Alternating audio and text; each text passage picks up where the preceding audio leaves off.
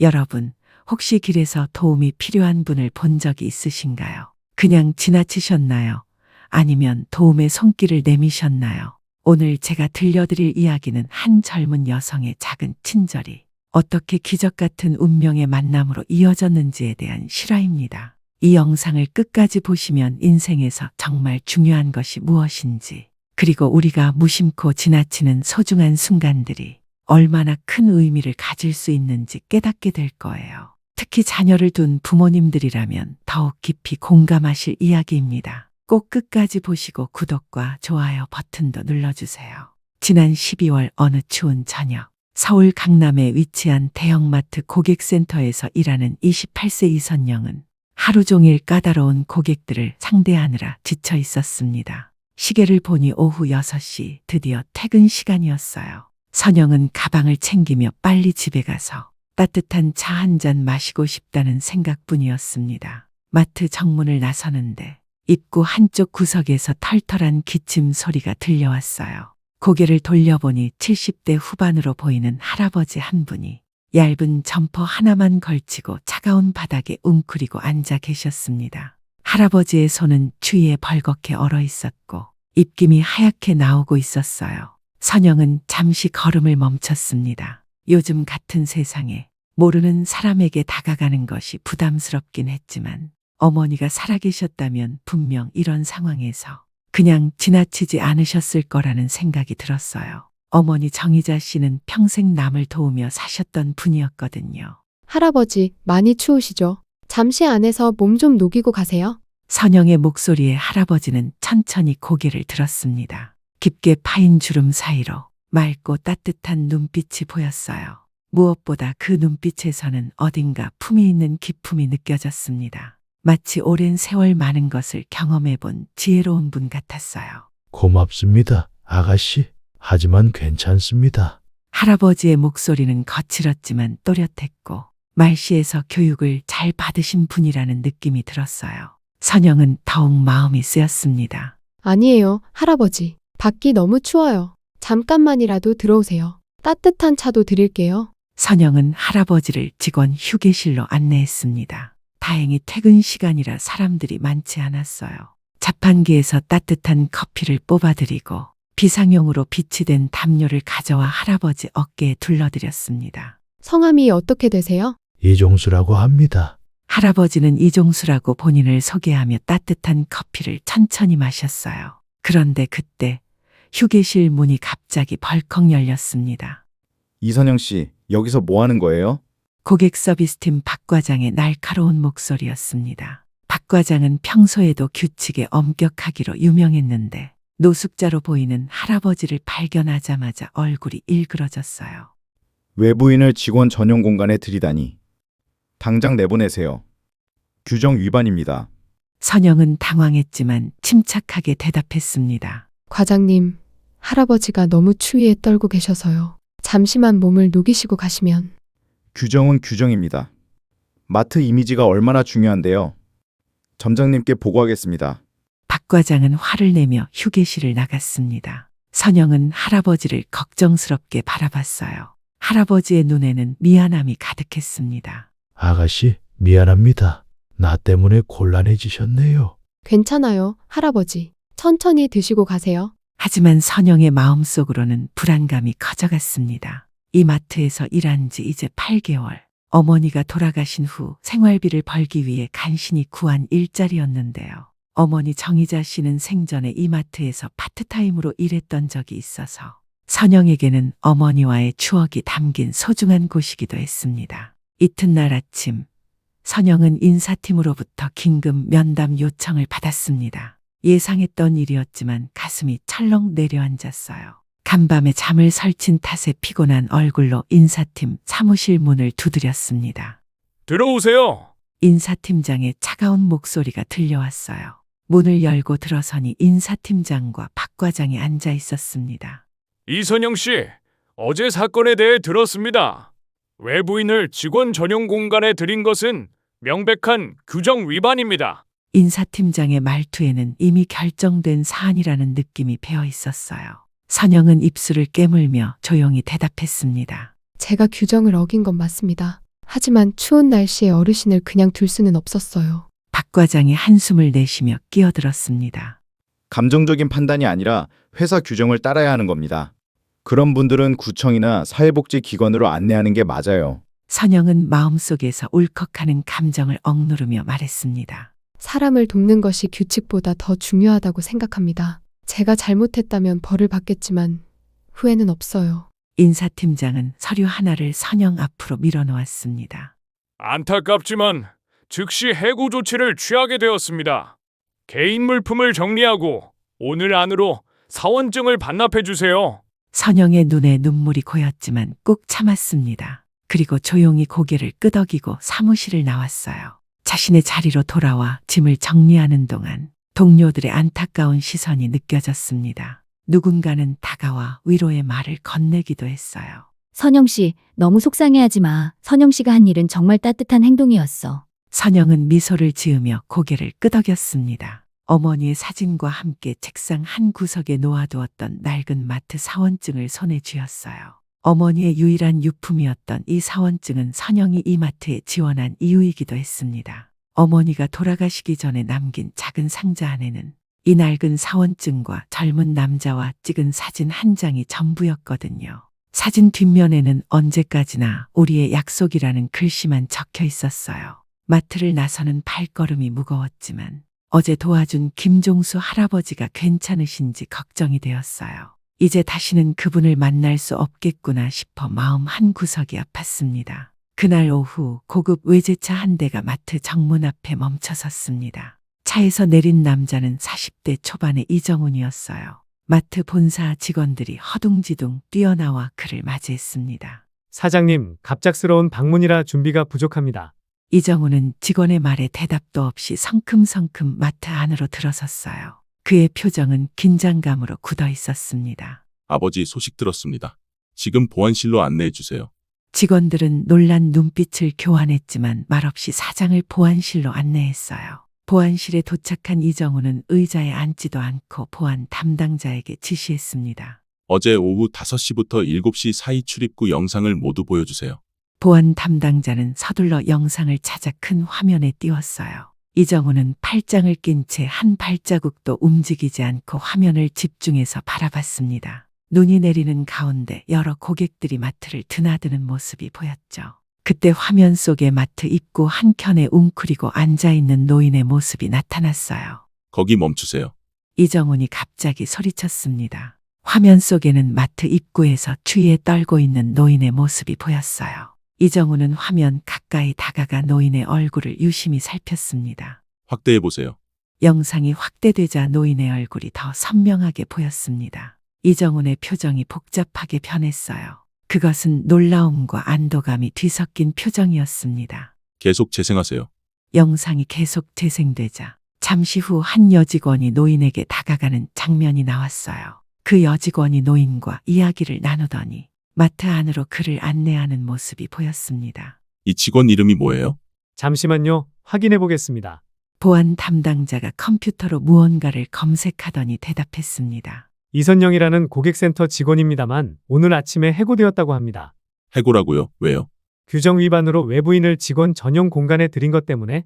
이정훈의 표정이 단번에 어두워졌습니다. 그는 잠시 생각에 잠기더니 결단력 있는 목소리로 말했어요. 저 노인분은 제 아버지입니다.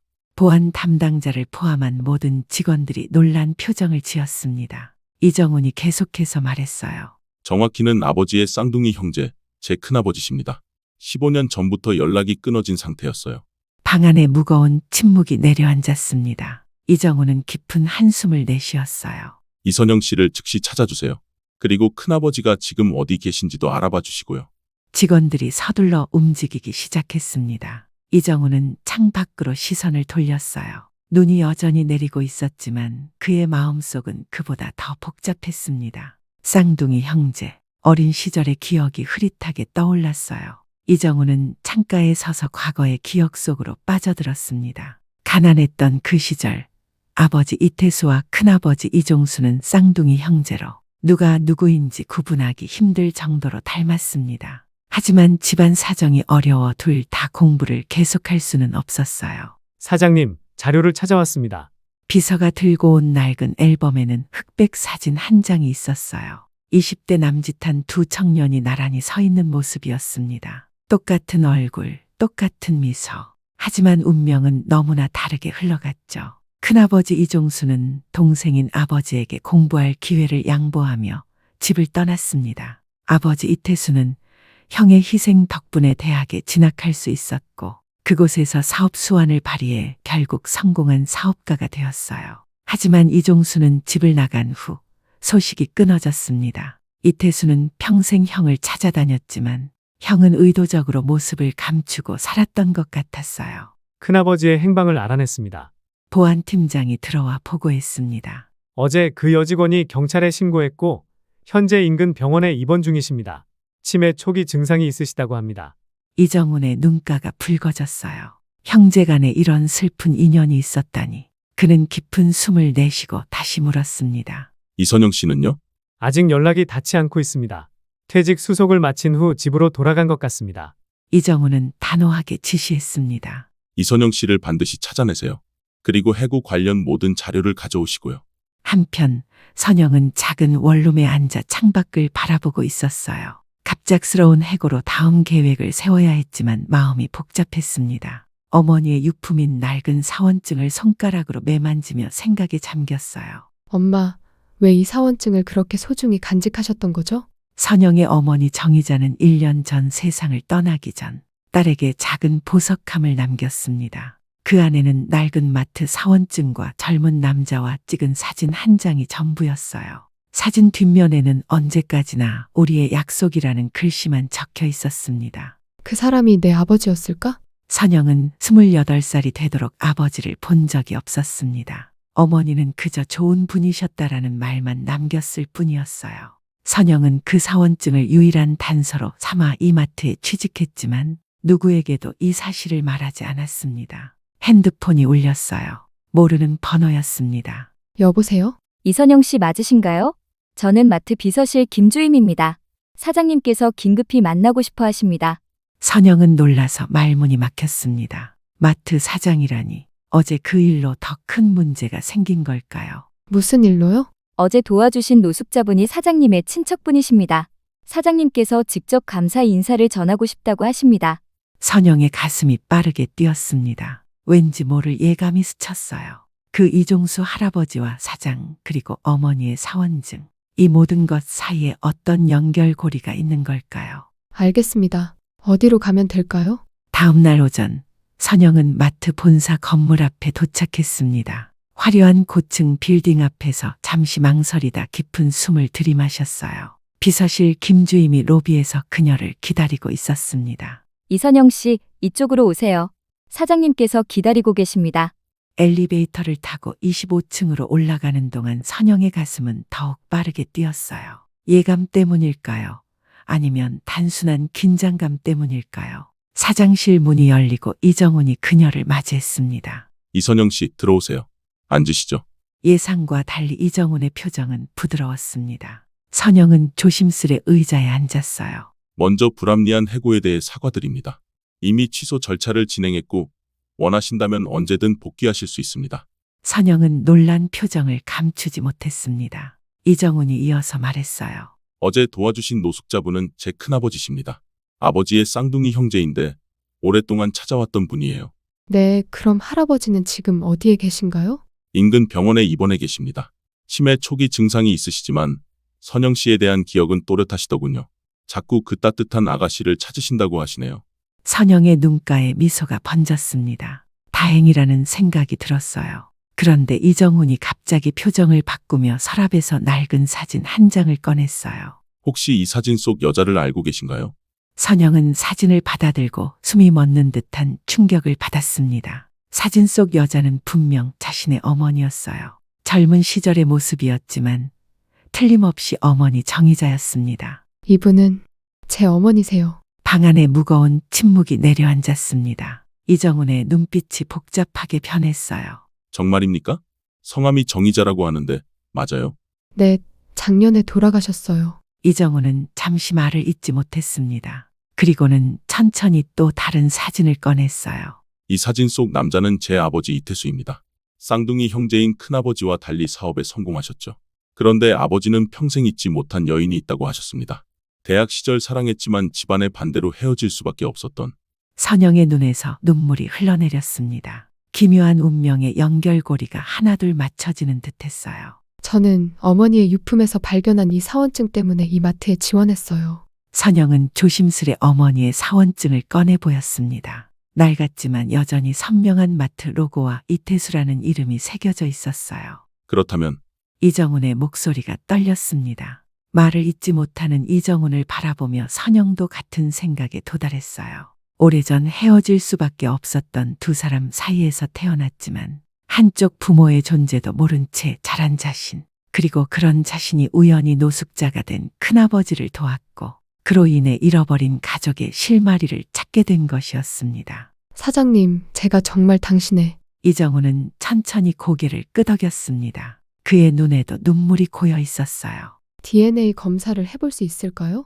선영의 떨리는 목소리가 사무실에 울려 퍼졌습니다. 이정훈은 무거운 표정으로 고개를 끄덕였어요. 그래요. 물론입니다. 하지만 제 마음은 이미 알고 있네요. 두 사람 사이에 묘한 침묵이 흘렀습니다. 너무나 갑작스러운 상황에 어떤 말을 해야 할지 알 수 없었어요. 이정훈이 먼저 입을 열었습니다. 큰아버지를 함께 만나러 가시겠어요? 아버지께도 연락드려야 할 것 같습니다. 선영은 고개를 끄덕였어요. 가슴이 두근거렸습니다. 한 번도 만난 적 없는 아버지를 곧 만나게 된다니. 설렘과 두려움이 교차했어요. 병원에 도착하자 간호사가 그들을 이종수의 병실로 안내했습니다. 병실 문을 열자 창가에 앉아 바깥을 바라보고 있는 노인의 모습이 보였어요. 큰아버지, 이정훈이 조심스럽게 다가갔습니다. 이종수는 천천히 고개를 돌렸어요. 그의 눈빛이 맑아져 있었습니다. 정훈이구나. 그리고 이종수의 시선이 선영에게 머물렀습니다. 입가에 미소가 번졌어요. 그 따뜻한 아가씨. 선영은 할아버지 곁으로 다가가 그의 손을 잡았습니다. 거칠지만 따뜻한 손이었어요. 할아버지 기억하고 계셨군요. 이 늙은이가 도움받은 사람을 어찌 있겠나. 그때 병실 문이 열리고 이태수가 들어왔습니다. 그는 방 안의 상황을 보고 잠시 걸음을 멈췄어요. 형, 정말 형이 맞습니까? 오랜만이구나, 태수야. 형제의 재회는 감동적이었습니다. 50년 만의 만남이었어요. 이태수는 형의 손을 꼭 잡고 눈물을 흘렸습니다. 형, 왜 그동안 연락도 없었습니까? 얼마나 찾았는지. 내가 잘 커가는 모습을 지켜보고 싶었다. 하지만 내가 나타나면 네가 나 때문에 괴로워할까 봐. 이정훈이 아버지에게 선영을 소개했습니다. 아버지, 이분이 이선영 씨입니다. 큰아버지를 도와주신 분이시고 그리고 정희자 씨의 딸이십니다. 이태수의 표정이 굳어졌습니다. 그는 천천히 선영에게 다가가 그녀의 얼굴을 자세히 바라봤어요. 그의 눈에 눈물이 고였습니다. 희자가, 그 애는 잘 있어? 어머니는 작년에 돌아가셨어요. 이태수의 어깨가 떨렸습니다. 그는 떨리는 손으로 선영의 손을 잡았어요. 내가 널 못 알아봤구나. 병실 안에는 깊은 감정이 물결처럼 흘렀습니다. 네 사람이 서로를 바라보는 눈빛 속에는 말로 다 설명할 수 없는 복잡한 감정이 담겨 있었어요. 이태수는 떨리는 목소리로 말을 이어나갔습니다. 내가 희자와 헤어진 후 그녀가 임신했다는 사실을 전혀 몰랐소. 알았다면 선영은 고개를 저었습니다. 원망보다는 이해의 마음이 더 컸어요. 원망하지 않아요. 어머니도 아버님을 원망하지 않으셨어요. 오히려 마지막까지 좋은 기억만 간직하셨죠. 이종수가 조용히 웃으며 말했습니다. 운명이란 참 기묘한 것이구나. 내가 오랫동안 동생 곁을 떠나 있었는데 결국 내가 나를 도와주면서 우리 모두가 다시 만나게 되다니. 이정훈은 숙고하는 표정으로 창밖을 바라보다 결단을 내린 듯 고개를 돌렸습니다. 이선영 씨, 우리 마트로 돌아와 주시겠어요? 단순히 이전 직책이 아니라 저희 본사에서 일하시면 어떨까 싶습니다. 선영은 놀란 표정을 감추지 못했어요. 이정훈이 이어 말했습니다. 귀하의 따뜻한 서비스 정신은 우리 마트에 꼭 필요한 가치입니다.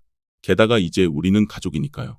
이태수가 고개를 끄덕이며 아들의 말에 동의를 표했습니다. 선영아, 내가 너무 늦게 내 인생에 나타났구나. 그동안의 시간을 보상할 수는 없겠지만 앞으로는 진짜 가족으로 함께하고 싶다. 선영의 눈에 눈물이 고였습니다. 28년을 어머니 밑에서 지내며 아버지의 존재를 그리워했던 날들이 떠올랐어요. 그리고 이제 갑자기 가족이 생겼다는 사실이 믿기지 않았습니다. 저 시간이 조금 필요할 것 같아요. 너무 갑작스러워서. 이태수와 이정우는 이해한다는 듯 고개를 끄덕였습니다. 그때 이종수가 선영의 손을 꼭 잡았어요. 시간을 가져도 좋다. 하지만 이것만은 기억하거라. 내가 그날 나를 그냥 지나치지 않았듯 인생에서 정말 중요한 것들을 지나치지 않길 바란다. 이종수의 말에 선영은 깊은 생각에 잠겼습니다. 어쩌면 이 모든 일은 우연이 아닐지도 모른다는 생각이 들었어요. 어머니의 사원증을 따라 마트에 취직했고 노숙자 할아버지를 도와주었고 그 일로 해고되었다가 아버지를 만나게 되다니 운명의 실타래가 이렇게 얽혀 있었다니요. 한 달이 지난 후 선영은 마트 본사에 출근했습니다. 고객 서비스 특별 프로젝트로 따뜻한 배려 서비스 교육 프로그램을 맡게 되었어요. 그녀의 첫 번째 제안은 시니어 케어 라운지였습니다. 우리 마트 각 지점마다 어르신들이나 도움이 필요한 분들이 잠시 쉬어갈 수 있는 공간을 마련하는 건 어떨까요? 이정우는 즉시 그 아이디어를 수용했고 이태수도 전폭적인 지지를 보냈습니다. 그렇게 새로운 프로젝트가 시작되었어요. 선영은 가끔 거울을 보며 자신의 모습 속에서 어머니와 아버지의 모습을 발견하곤 했습니다. 그동안 알지 못했던 자신의 뿌리를 찾은 듯한 느낌이었어요. 따뜻해진 3월 어느 토요일 오후 한강공원의 벤치에 세 사람이 나란히 앉아 있었습니다. 이종수, 이태수 그리고 이선영이었어요. 이종수의 치매는 더 진행되지 않도록 적절한 치료를 받고 있었고 이태수는 형과 함께하는 시간을 소중히 여기며 매일 병원을 방문했습니다. 따뜻해졌구먼. 이종수가 봄을 느끼며 말했습니다. 그의 얼굴에는 이제 노숙자의 거친 표정 대신 편안함이 자리 잡고 있었어요. 이태수가 형의 어깨를 감싸며 고개를 끄덕였습니다. 그래요, 형. 우리 다 함께 봄을 맞이하게 되었네요. 선영은 따뜻한 차 3잔을 들고 와 두 어르신에게 나눠주었습니다. 이제 그녀에게는 이 두 분이 모두 소중한 가족이었어요. 특히 이종수는 노숙자 시절 그녀의 따뜻한 손길을 잊지 못한다며 자주 그 이야기를 꺼내곤 했습니다. 선영아, 그날 내가 나를 그냥 지나쳤다면 우리는 이렇게 만나지 못했을 거야. 선영은 미소를 지으며 고개를 저었습니다. 그건 그냥 제가 해야 할 일을 한 것뿐이에요, 큰아버지. 이태수가 깊은 생각에 잠긴 듯 말했습니다. 인생이란 참 이상한 것이구나. 내가 오랫동안 형을 찾아다녔는데 결국 내가 그를 발견했고 또 그로 인해 너를 만나게 되었으니. 사람 하나 잘 만났구먼.